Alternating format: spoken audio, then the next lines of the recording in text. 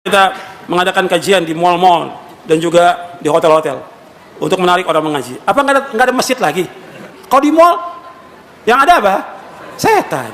Pasar itu kan tempatnya apa?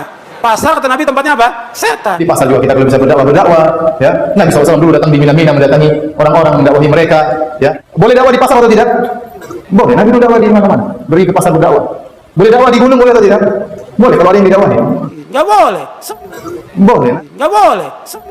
Boleh. Nggak boleh.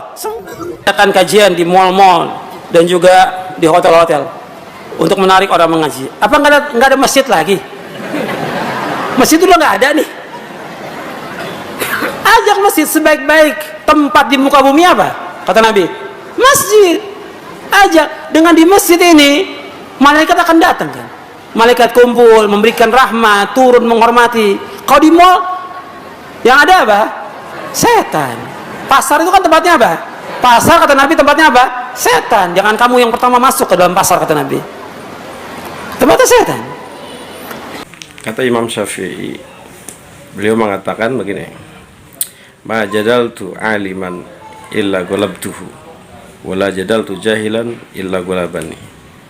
Aku kalau berdebat dengan orang pintar, orang alim, aku bisa mengalahkannya. Tapi kalau aku berdebat dengan orang bodoh, maka aku selalu kalah. Kenapa? Karena satu sisi ngomong apa, yang lain ngomong apa.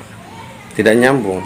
Kalau orang alim sama alim nyambung, tapi ada hujah yang mengalahkannya dengan dalil-dalil. Tapi kalau orang bodoh, ini mengatakan A, dia udah D. Makanya Imam Syafi'i mengatakan seperti itu. Orang yang berakal ini orang yang tidak cukup dia hanya mengetahui ini baik ini jelek. Tetapi orang yang berakal ini orang yang ketika melihat kebaikan maka dia ikuti dan laksanakan. Dan ketika melihat kejelekan dia tinggalkan, dia jauhi, tidak dilakukan. Maka walaupun di pasar, ya, walaupun di pasar ada nilai-nilai kebaikan, ya kita ikutin. Seperti kita menegur orang yang mengurangi timbangan, kita ingatkan ini perkara yang baik, maka kita lakukan. Tidak selamanya orang yang di pasar itu jelek semua. Ada orang-orang yang mengingatkan ke arah yang baik, walaupun memang benar hadis sebaik-baik tempat adalah masjid, sejelek-jelek tempat adalah pasar. Tetapi orang yang berakal itu adalah orang yang menunaikan hak-hak Allah dan hak-hak manusia, dan orang itu tidak terbawa arus, dan orang itu walaupun mengikuti zaman tapi tidak ke bawah zaman. Artinya menempatkan situasi kondisi dimanapun dia cerdas.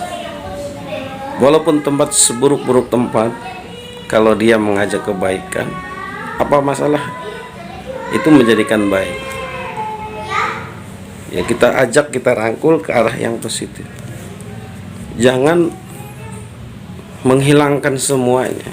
Itu berarti tidak berpikir cerdas, tidak berpikir berakal. Tidak cerdas, tidak pandai, dan tidak berakal. Jadi orang berakal itu orang yang walaupun dia berada di satu zaman, tapi dia tidak terbawa arus zaman yang negatif. Dia membawa arus zaman yang positif, mengajak orang.